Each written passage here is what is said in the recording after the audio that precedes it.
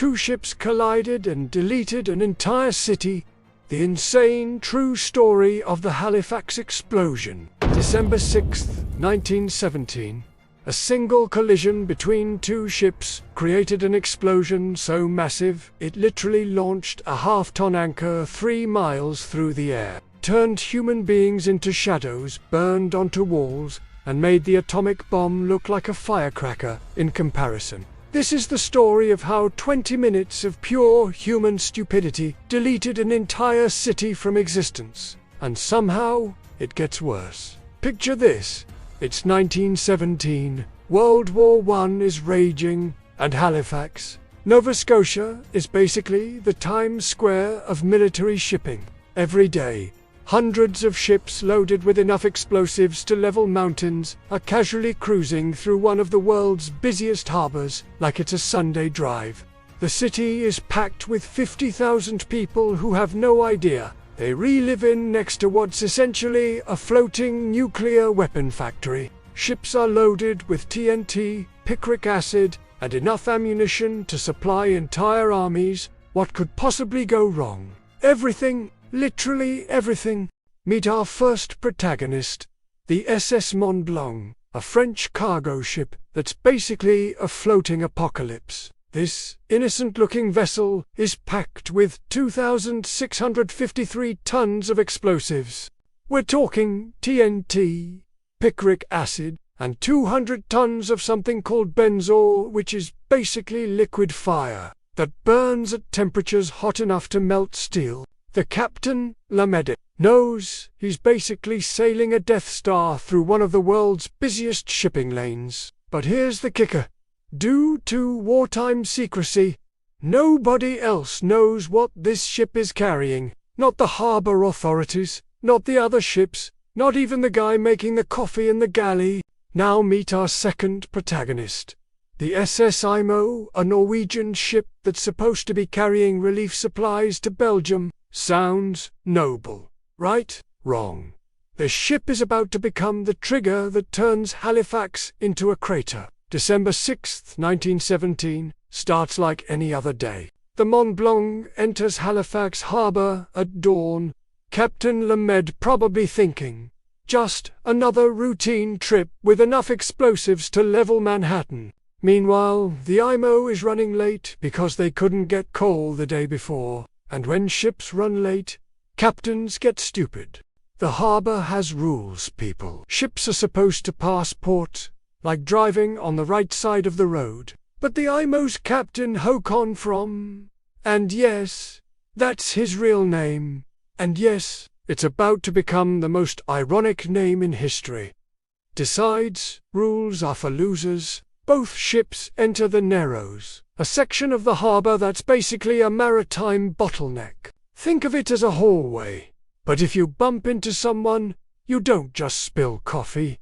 You delete a city from existence. 8:45 a.m.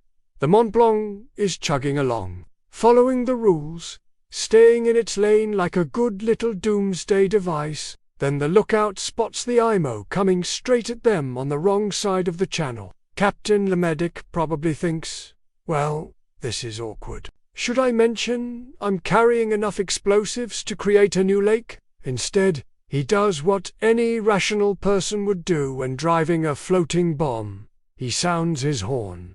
One blast. Maritime code for I'm stay my course, you lunatic. The Imo responds with 2 blasts, which in ship speak means I'm altering my course to starboard. Except they don't. They keep coming straight at the floating apocalypse, like they're playing chicken with the laws of physics. Both ships are now playing a deadly game of will you move first. With a vessel that could turn the harbour into a smoking crater, the Mont-Blanc tries to swing to starboard. But the Imo suddenly decides to go to port, directly into the path of our floating Death Star. And then, at 8:45 a.m. on December 6, 1917, the Imo's bow sliced into the Mont-Blanc's hull like a can opener opening a can of liquid hell. But here's where it gets absolutely insane. The collision punches a hole in the Mont-Blanc's hull, and those 200 tons of benzol. Remember, that's basically liquid fire, start pouring out like the world's most terrifying fountain. The Imo's bow is stuck in the Mont-Blanc's side, and the friction from the ships trying to separate creates sparks. Sparks plus liquid fire equals exactly what you think it equals. The Mont-Blanc erupts into flames that are visible from miles away. But here's the thing that makes this story absolutely bonkers. The fire hasn't reached the main cargo yet. Captain Lemedic and his crew take one look at their ship turning into a floating bonfire and collectively decide, yeah, we're not sticking around to see what happens when fire meets 2,653 tons of high explosives. They abandon ship faster than you can say catastrophic detonation. But here's where Murphy's Law took the wheel. The Mont-Blanc, now a drifting inferno, floats toward Halifax's busiest pier, Pier 6, where it's about to dock next to a warehouse full of more explosives and a residential neighborhood packed with wooden houses. The people of Halifax see this burning ship and gather to watch what appears to be a routine maritime emergency. In 1917, ship fires weren't unheard of, and the public often watched rescue efforts. Thousands of people, and I mean thousands, rush to their windows, crowd onto rooftops, and gather at the waterfront to watch the spectacular fire show. Kids are literally being lifted up by their parents to get a better view of what's about to become the most lethal fireworks display in human history. It's like watching people set up lawn chairs to watch a meteorite impact. Meanwhile, a few people who actually understand what's happening are running around Halifax like they're in a disaster movie, screaming warnings that nobody believes. Picture this. You're trying to tell people that the pretty fire ship is about to turn their city into a crater, and they're looking at you like you're the crazy one. The Mont-Blanc drifts closer to the pier, flames reaching higher and higher. The fire is now so intense that it's creating its own weather system, a massive column of smoke and flame reaching into the sky like a finger pointing at God and saying, "Watch this." 9:04 a.m. 18 minutes after the collision, the burning Mont-Blanc finally reaches the pier and grounds itself against the wooden pilings. The flames are now licking at the ship's hull, getting closer and closer to the main cargo hold. Some dock workers, bless their hearts, actually grab fire hoses and start trying to put out the fire. It's like trying to stop a tsunami with a bucket. They have no idea. They're literally standing on top of ground zero. At 9:05 a.m., something beautiful and terrible happens. Vincent Coleman, a railway dispatcher, realizes what's about to happen. He could run. He could save himself. Instead, he stays at his telegraph key and starts sending out warnings to stop incoming trains. His last message: hold up the train. Ammunition ship afire in harbour, making for Pier 6, and will explode. Guess this will be my last message. Goodbye, boys. Vincent Coleman just signed his own death warrant to save hundreds of strangers. Remember that name. 9:43 a.m. The fire finally reaches the main cargo hold. For a split second, nothing happens. Then physics takes over. And then Halifax ceases to exist. At 9:04 a.m., the Mont-Blanc doesn't just explode. It gets deleted from reality. The entire ship, 3,000 tons of steel and cargo, is vaporized in a fraction of a second. The explosion is so violent that it literally creates a new natural law. The Halifax explosion becomes the benchmark for measuring devastating explosions. The numbers are absolutely insane. The explosion generates the energy equivalent of 2.9 kilotons of TNT. To put that in perspective, that's about 1/7 the power of the atomic bomb dropped on Hiroshima in 1917. This makes it the largest man-made explosion in human history. The Mont-Blanc's anchor shaft, a piece of metal weighing 1,140 pounds, gets launched 3 miles through the air and lands in the woods outside Halifax. A piece of the ship's hull weighing over 1,000 pounds flies 2 miles and crashes through someone's roof, but the anchor, shaft, and hull pieces are just the opening act. The real star of this show is the shockwave. The explosion creates a pressure wave so powerful that it flattens everything within a half-mile radius, and I mean everything: houses, factories, churches, schools, all reduced to kindling in seconds. The shockwave is so intense that it registers on seismographs 1,000 miles away. Remember all those people who came to watch the pretty fire show? The shockwave hits them like an invisible sledgehammer. Windows throughout Halifax shatter simultaneously, sending razor-sharp glass flying through the air at lethal speeds. It's like the city gets hit by a horizontal tornado made of death. The Richmond neighborhood, closest to the explosion, simply vanishes. 1,600 homes destroyed instantly. The Halifax School for the Blind collapses on the children inside. The Richmond railway station gets flattened with a train full of passengers. But wait, it gets worse. The explosion creates a tsunami. A wall of water 60 feet high races across Halifax Harbour, picking up ships, debris, and bodies, then crashes into the Dartmouth shore like Neptune himself is throwing a tantrum. The Micmac community at Turtle Grove gets hit by this tsunami and wiped off the map. Then comes the fire, because, apparently, a massive explosion and a tsunami aren't enough. The blast ignites fires throughout the city, and Halifax starts burning like a medieval siege. The fire spreads so fast that rescue workers can't keep up. And then, because this disaster apparently has a sense of dramatic timing, it starts to snow. A blizzard hits Halifax while the city is burning and people are trapped under rubble. It's like Mother Nature looked at this situation and said, "You know what this needs? More suffering." The final death toll: 1,782 people killed instantly, 9,000 injured, 6,000 left homeless. But here's the number that really shows the scale of devastation. 1,630 buildings completely destroyed, 12,000 more damaged. Halifax doesn't just get hit by a disaster, it gets erased. Remember Vincent Coleman, the telegraph operator who stayed to warn the trains? His body was found at his post, still at his telegraph key. His warning saved at least 300 lives on incoming trains. He died a hero, and his last message became one of the most famous final transmissions in history. But the story doesn't end there. Oh no, because this is the Halifax explosion, and absolutely nothing about this disaster is simple or straightforward. December 7th, 1917.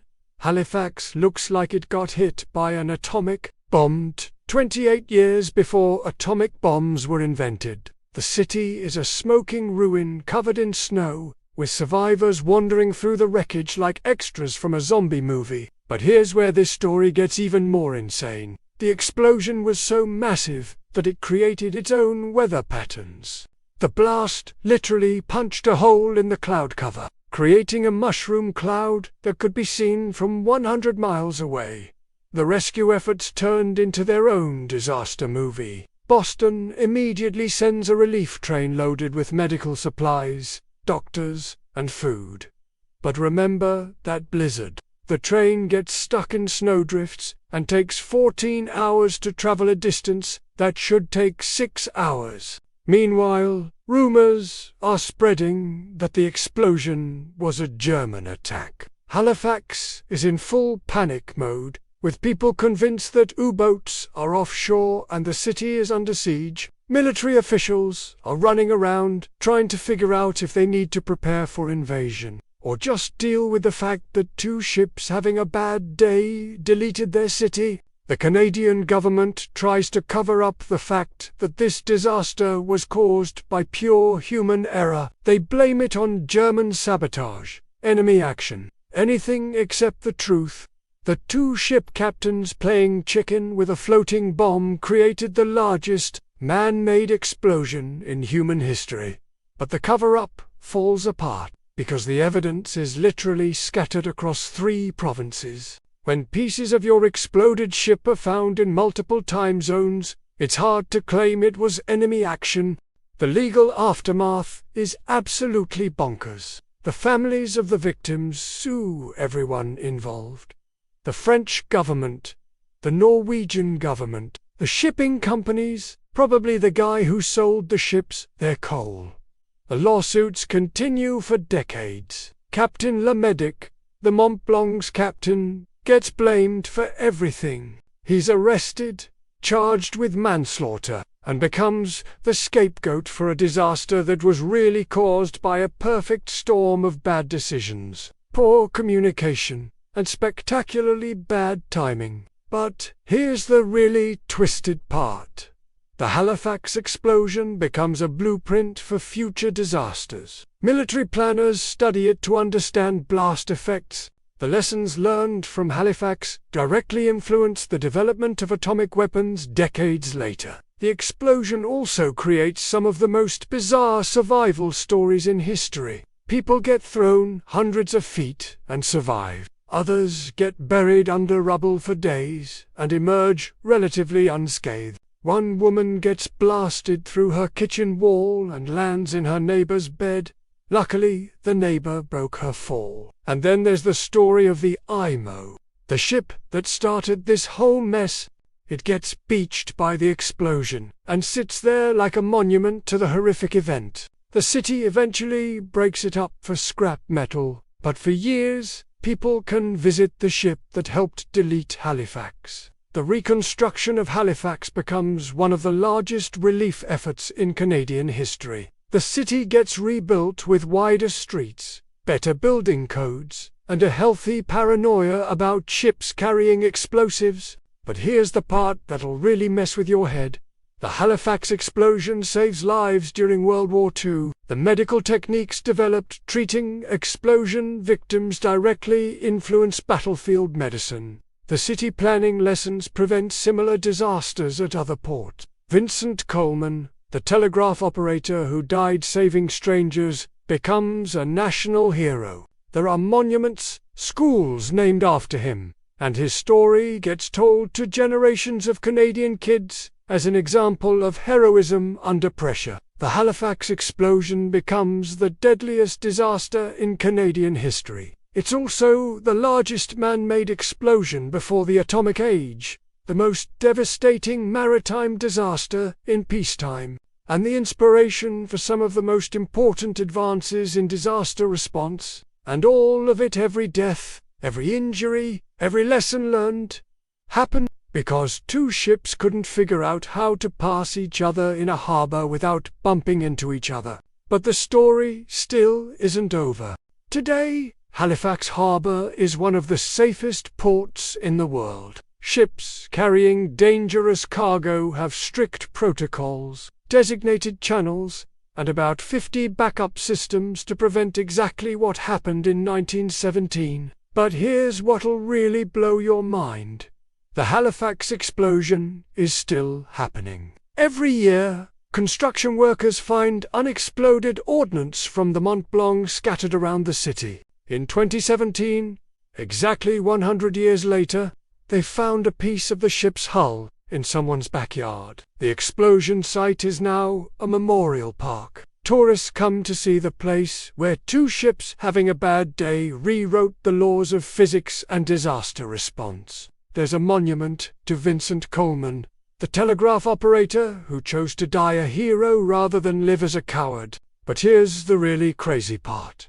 The Halifax explosion changed how we think about disasters. It was the first major disaster to be photographed extensively, documented scientifically, and studied for lessons. It basically invented modern disaster response. The explosion also inspired countless movies, books, and documentaries. It's become the go-to example for how a small mistake can have catastrophic consequences. Engineering schools use it as a case study in systems failure. And get this, the Halifax explosion is still the largest accidental explosion in human history. We've detonated bigger bombs, on purpose, but for pure roops, we just deleted a city energy. Halifax remains undefeated. The families of the victims eventually received compensation, but it took decades of lawsuits and international negotiations. The final settlement wasn't reached until the 1960s, almost 50 years after the explosion. Today, you can visit Halifax and see almost no trace of the disaster. The city rebuilt itself, bigger and better than before. But if you know where to look, you can still find pieces of the Mont-Blanc scattered around the harbour. The Halifax explosion proves that sometimes the most important stories in history happen because of stupid mistakes, bad timing, and people making terrible decisions under pressure. It's a reminder that catastrophe is always just one bad day away from anyone. So the next time you're stuck in traffic, remember, at least your commute isn't being complicated by floating bombs and captains playing chicken with physics. And if you ever find yourself in Halifax, take a moment to appreciate that you're standing in a city that got deleted from existence and then rebuilt itself.